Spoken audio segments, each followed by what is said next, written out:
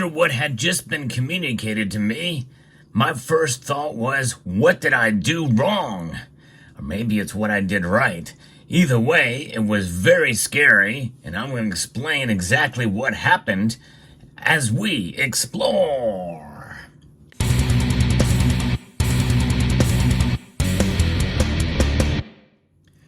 Have you ever got one of those emails that just puts you in a state of shock where you had to read it over and over again to see if your eyes were deceiving you or not? Well, that recently happened to me. I'm going to be talking about two different cases where there were actually veiled threats against me.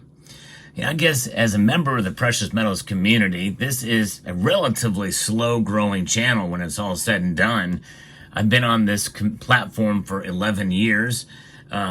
But I have not grown nearly as fast as others who have channels that have been much less, around a whole lot less time. But nonetheless, there are certain things that you have to take into account, and you have to be responsible whenever you're producing content like this, because you do get a growing audience at times. And I guess I'm at the point now where the audience has grown as much to a point where there are going to be some folks that watch the content on this channel that I don't expect to ever even know who I am. And such was the case with the most recent example. But I think even in the first example I'm going to share with you, this individual knew who I was. And I didn't always see eye to eye with the first influencer. And that's just it. These two cases were folks that really have no business even caring what this channel does. I'm so tiny in comparison to the influence they have in the market, in the precious metal space in general. I say community, but in reality, it's more than just a community. It is an industry. It's it's like a whole different world in the world of precious metals. And that's what's kind of, in a sense, troubling about what happened, because I'm dealing with, in a sense, some who are watching this channel that have businesses of their own and are influencers. And words that I say here could have an impact on their organizations. And my intent is to never, ever discredit or to knock down any other entities, especially if it's their livelihood. But nonetheless, I do feel a responsibility to my viewers, as this is in part of my livelihood, either to be as responsible as I can and to speak the truth when I can. And, people say, well, what is your truth? When I like to think about the truth as having no agenda, and the perceptions of what people say, and if they feel like they have all the answers to everything, well, in a sense, run away. Because one thing that I always do is I caveat most everything I say in the world of analysis is that I could be wrong about this or that, because I'm not a professional, never once pretended to be a professional.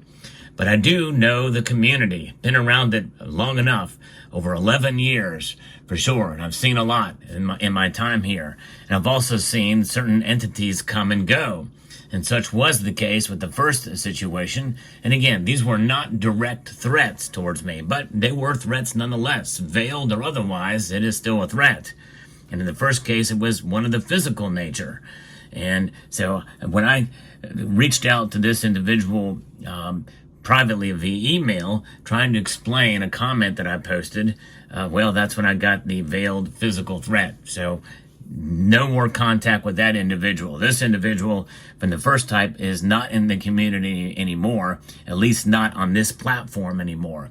And honestly, most saw it. Even some of the biggest supporters saw this individual and what this individual has been saying, and realized that this is not really where I want to be as far as the kind of analysis and just the overall mental health of that said individual. And so that is done, and that's been a while since that had occurred. But still, somebody who in part I looked up to in some ways, in some aspects, it was disheartening, and never would have expected that kind of response to what I had reached out to them privately and politely as well. Very unusual, but again, now in retrospect, looking back, it doesn't surprise me, especially after seeing other things that have been talked about and said there. But nonetheless, these are, and I'm not going to mention the name, but more than likely you can probably deduce who it is. And same thing with the other example I'm going to share with you now, which happened most recently from an organization, somebody in that organization that reached out to me after hearing one of my videos and something that I said, or what they interpreted that I said, taken completely out of context. And this happens a lot on my channel.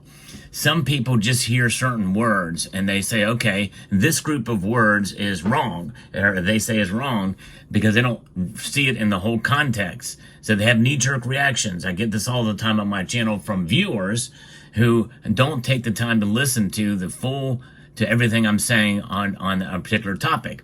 So they take it out of context or misrepresent or mischaracterize. And that's exactly what happened with this individual who should know better.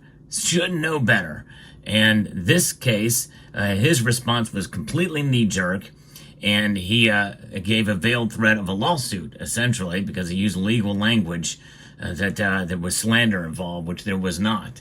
And but nonetheless, once that was explained, there was no response, no apology, even though he absolutely demanded an apology from me. And again, another individual who you would know. And what's fascinating about this case, these two cases come from both ends of the spectrum in the world of precious metals. So if I'm getting flack from both ends, that means I must be doing something right in terms of my analysis, at least to some extent, because I do like to see both sides. The one extreme, that gold to silver should be at 1-to-1 with each other, and that silver is going to save you from everything. Silver is it. That's the way to go. To the other extreme, where you know that there's no manipulation, there's no problems, you know, and that and that everything is just fine with the stock market and all this, and actually I tend to lean more to that side than the other. And I even told the individual this, but nonetheless, I think that there's a lot of things that are being dismissed from that end as well too. And some of the analysis that are done from this individual in the company is solid, rock solid, and there's no disputing it. It is what it is. And you know, and I think that to some extent, if you pour your blood, sweat, and tears into analysis and reporting, and you've got a long track record, I can understand why you'd feel so confident, and that's fine. But I do think that there are other factors that we should think about in the world of what influences precious metal prices that are out there that are just unpredictable. They really are. And it's just the name of the game. That's part of the psychology of the markets, which is why I feel very comfortable reporting on these things, because I feel that you know, there is something you know, more to it that we don't have to worry about whether we're right or wrong. We can make an educated guess as to what's going to go on in the markets. But one of the things I always do, sort of a little fun disclaimer that I have, you know I'm not a professional, never pretended to be a professional when I make predictions or analysis. Sometimes I get it right, sometimes I get it wrong. But the thing is to get people thinking about what's going on. And then you talk about agendas. Everybody has an agenda, you know, and no matter what. And that's not necessarily a bad thing, by the way, to have an agenda. But you have to look at the motives for some people. There's some of it may be political. I know I have an agenda and my feeling about precious metals because of my politics. I don't shy away from that, and for one iota.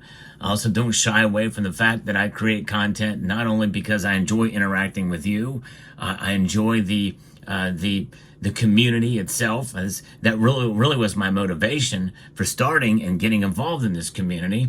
But also, this has actually been a source of income for me, and I've not shied away from expressing that as well as to the motivating factor for creating content. Thankfully, many of you recognize that and are appreciative of the fact that I do create content as often as I do. And you know, and there's going to be times where I say something wrong. If I ever get anything wrong or need to apologize for something that I say that is incorrect, I will do it. Most certainly will do it. But to start off with a threat is not good, and then to insult my intelligence is not good either.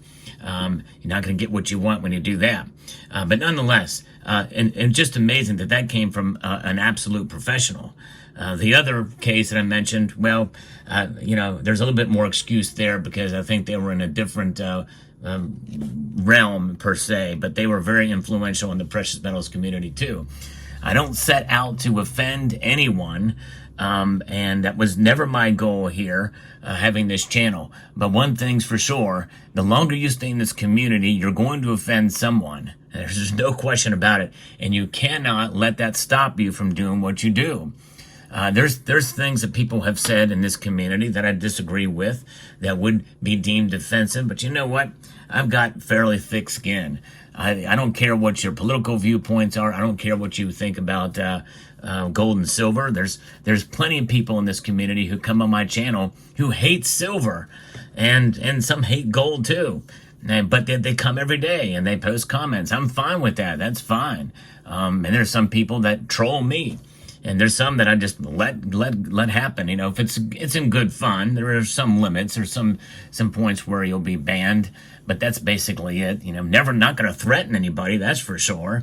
What good is that? What good is it to threaten somebody, whether it be a veiled threat or otherwise? And this is not the mafia. You know, we're talking about precious metals. And so when you think about that, and you think about the hard work that people do for content creation, for analysis, you know, that should be respected as well. And I think that when I speak about what's happening and what people do, you know, you got to look at what the truth is and parse it out from agendas and everything else. So there you have it. But that was my story, and I'm sticking with it. But let me know what your thoughts are in the comment section down below. Just something I want to share. If you do have a channel or are thinking about getting into content creation of any sort on any platform, this is some of what you might have to deal with. So just keep that in mind. So I'd like to extend a multitude of gratitude to each and every one of you for taking the time to watch, and to encourage you to please rate, share, comment, and subscribe.